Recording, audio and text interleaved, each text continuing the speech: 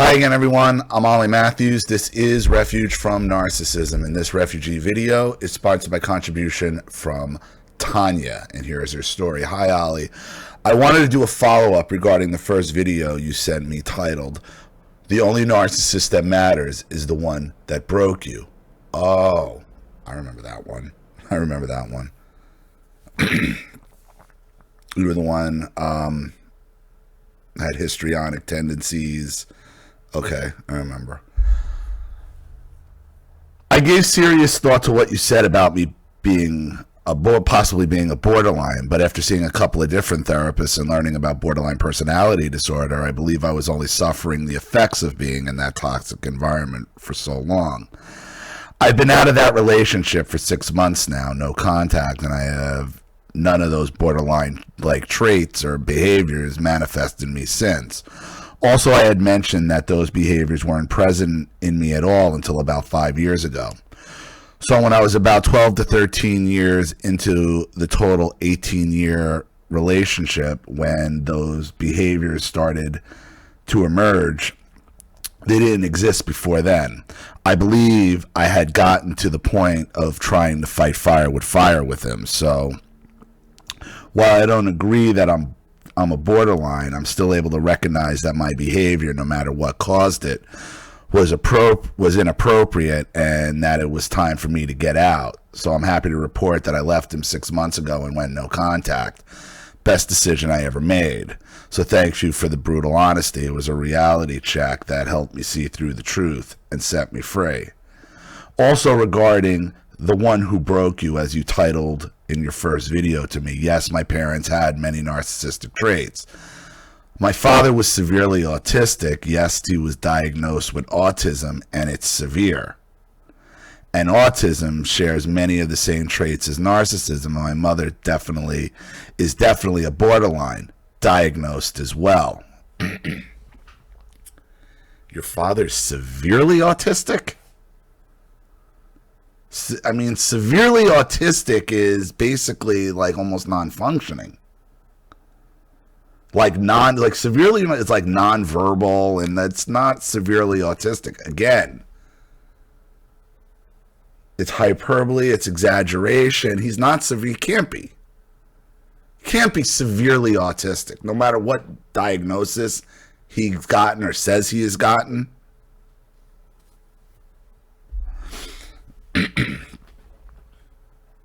Just like in children, okay? When you tell me you have a child on the spectrum, and I know this pisses people off, and you don't like it, okay? I am going to show you 95% of the time a carbon copy home life of the parents. Narcissistic, selfish, fighting, argumentative. Every time they're a carbon copy of each other. And my opinion is autism, by and large, not that it's not real, it is heavily overdiagnosed, is a reaction to bad parenting. But what I think in your father's case here, all he was doing was playing dumb so he didn't have to deal with your mother's borderline bullshit. He may have some sort of form of mild autism on some level, but believe me, he probably exaggerated it because it was easier to deal with your borderline mother. Borderline mothers are, to me, my opinion, borderline mothers are the number one cause of autism. Opinion.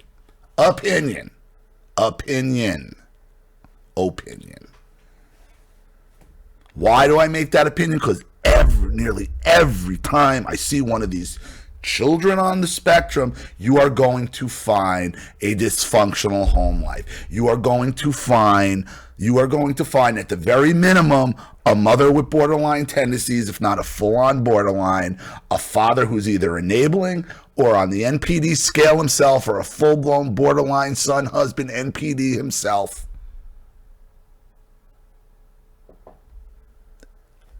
95% of the time. My opinion, from what I've personally observed.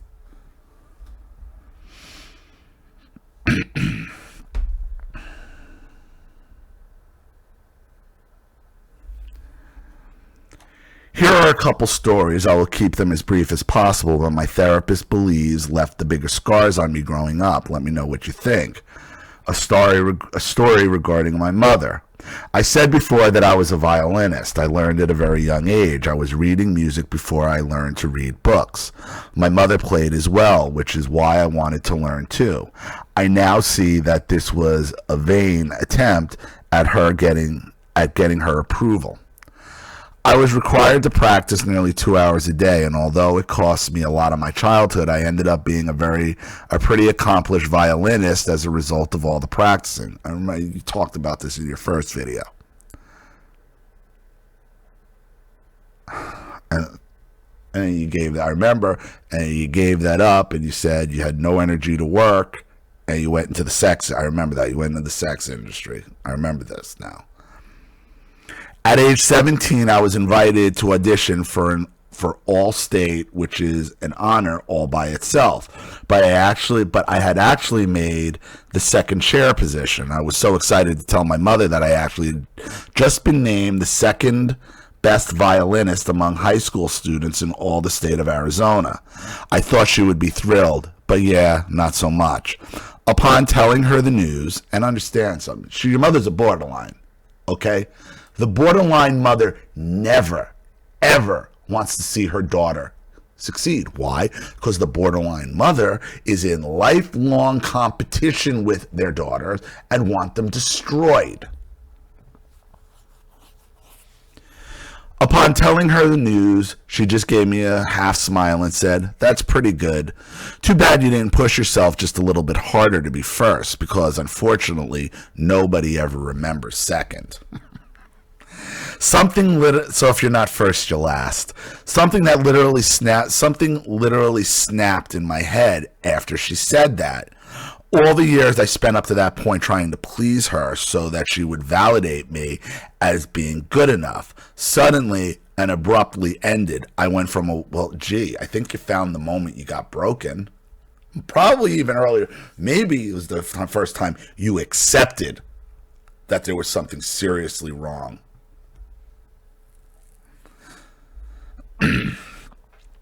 Suddenly and abruptly, I went from a well-behaved straight-A student that tested into ELP program, an accelerated learning program for gifted children, to a rebellious and angry teenager who was partying all the time and barely passing my classes. I rebelled and then some. I was angry at the realization that I had given up most of my childhood in pursuit of her approval, which was something I could at this point plainly see she never intended to give me. I forfeited my position within the All-State Symphony that year as well, and didn't tell my parents about it, at least not at first. I went to the concert that evening dressed to play with my violin in hand as if I was performing and all was normal. Once there, I made sure my parents were in the front row and center so they could witness for themselves my absence on the stage that evening. I arranged for a friend to pick me up right after the concert began.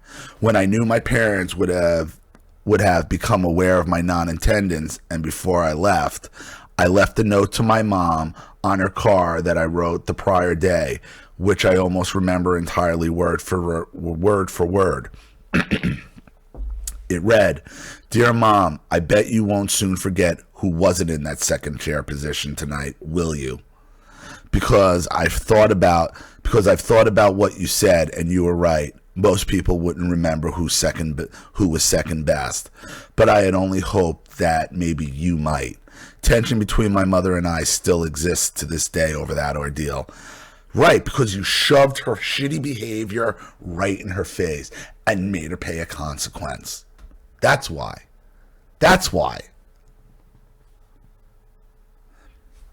I refuse to apologize for what she refers to as the hate letter.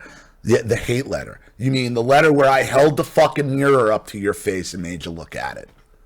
I made sure you couldn't get out. I put you right where I wanted you to.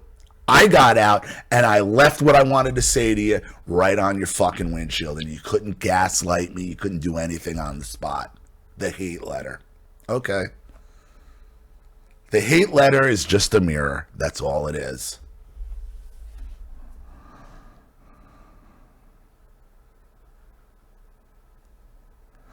I refused to apologize for what she calls the hate letter. I meant every word of it then, and I would mean every word, plus some other not so nice things I could add today. So yeah, that was one of my borderline mother experience stories. I have a vast collection, but that one sums up my relationship with her pretty well, I think. Now, a quick story regarding my father. Back when I was only 3 years old, this was in 1977. My mom and dad used to take out the tape recorder. So 77, 3 years old. So you're a couple of years, you're only 2 years younger than me. So your parents are baby. So your parents are another set of boomers. The boomer borderline never wants the mirror held to their face. That's hate. That's hate. That's hate. Same way politically, when you shove the communist, they're the results of their own actions. That's hate speech. It's hate. Oh, it's just hate. Same mentality.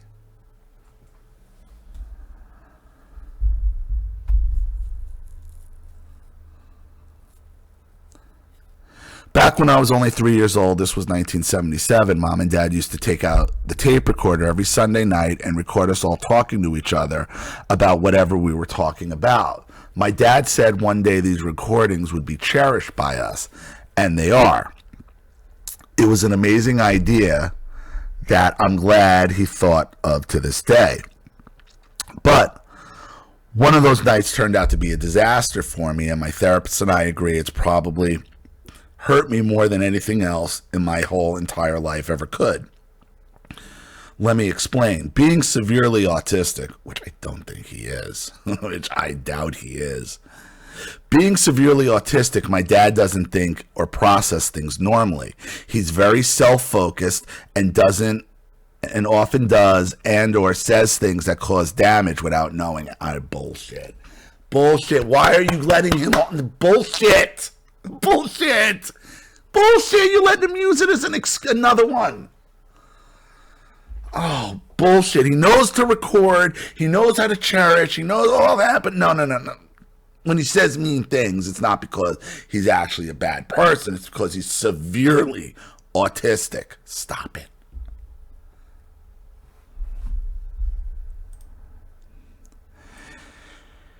His intentions were rarely bad, but a 3-year-old kid doesn't understand things like intent and certainly doesn't understand autism.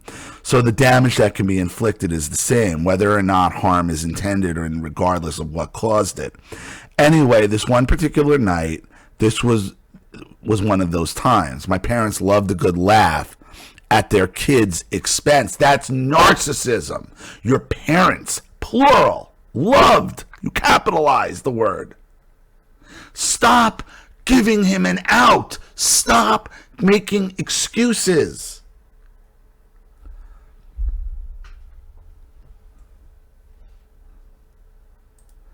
And more often than not, they laughed at relatively harmless things like cute things we would say, etc. But this night was a setup. My dad had gotten me worked up about bedtime, had mentioned while we were recording that maybe it was bedtime, but it clearly wasn't because the sun was still up. So when I objected, he continued egging me on in order to work me up and basically induce a temper tantrum. Autistic, right? But he's autistic, right? He doesn't understand what he's doing. He literally said to my mom that he wanted to throw what he called an infamous Tammy tantrum so he could record it to play back for all future friends to hear. Autism, right? This is autism. This is how autism works. You let this motherfucker get away with this autism bullshit?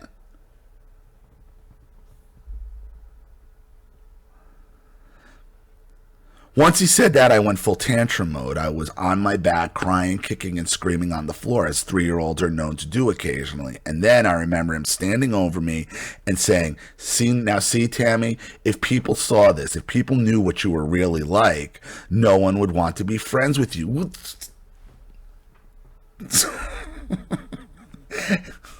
You're giving this guy a pass on autism? Really? Really? Yeah, I remember my tantrum was instantly ended by that comment. I was in shock and absolutely felt ashamed to be made aware of the fact that I was unacceptable as I was. I suddenly realized I wasn't good enough to exist in the world. At 3? My dad, who knew everything, as most normal 3-year-olds believe, just told me I wasn't acceptable as I was. It's a memory I'm still working through in therapy to this day. Because his autism, want to know why? Want to know why you're working through it? Because you're giving him a pass for having severe autism when he's just a fucking narcissistic sociopath. Enabling his borderline life. Although I now know it's about autism, it's not. It's not. It's not about autism. Oh my God. You're 45 years old, 46 years old, thinking your father is at a full, having a wife and children and has severe narcissism and severe autism? Really? And you're giving him off? And your therapist isn't like, hold on, wait a minute, time out, time out, time out, time out.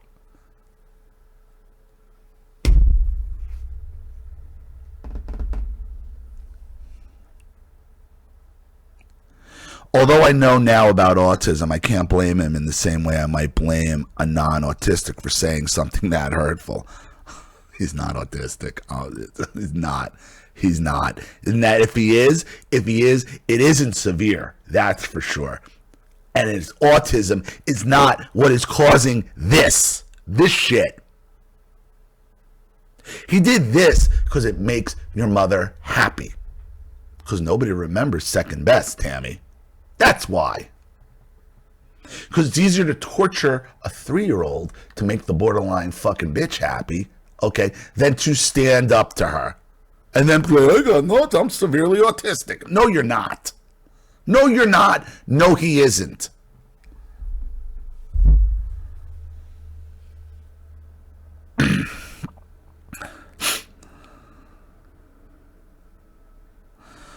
Although I know now about autism, I can't blame him the same way that I might blame a non-autistic for saying something that hurtful. I have to realize that the damage was caused regardless of why it was inflicted, that it's not been an easy thing to reconcile for me, but I'm slowly surely working through it. Because you want to know why you can't reconcile it? Because it doesn't make any sense. Because it doesn't make any... The reason why you can't reconcile the narcissist bullshit is because it's bullshit. Autism. Who else is he tortured because of his autism like that, by the way? Anyone? Or is that only reserved for a 3-year-old? So there's the follow-up to my first video, Ollie. Thanks for taking the time to read it on your channel, and thank you for your comments and advice on the first video that served as a huge wake-up call and snapped me out of the fog I have obviously been in at the time. I'm out on my own now, living much more peaceful existence, and I have to hope for my future once more. So again, I can't say it enough. Thank you for the role you played in making this all possible for me. A happy and grateful fan for life, Tammy. Well, leaving your ex definitely is a great first step. Obviously, that needed to happen from your first video. Okay, but you still have things you need to work through. This is why I said in your first video, you need to analyze and figure out, focus on the ones who broke you. And that's what you're doing. That's what you're doing. And what I hope you come to realize is that this autism thing on your father was complete fucking bullshit. And use as nothing more an excuse. That's why it don't sit right with you. That's why it's still bothering you, because you know it's bullshit. Severe autism. Understand, the baby boomer borderline never wants to look in the mirror. Looking in the mirror is hate speech to them. That's what it is, hate speech. Because you're making me look at the results of my own actions, the consequences of my own actions.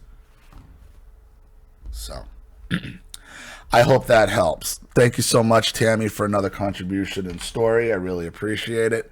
Thank you to everybody watching. Please leave any opinions or advice in the comment section below. And again, if you want your story read on the channel, you have a topic you'd like me to cover, something you'd like me to expose, you'd like to set up Skype, phone call, have a private video made, you'd like to sponsor a video like this for someone who needs help and can't afford it, or just make a contribution to the channel in general to keep it supported, growing, and successful, because this channel survives 100% on contributions from all of you guys. Without you, all this goes away, as I am completely demonetized from Google and YouTube.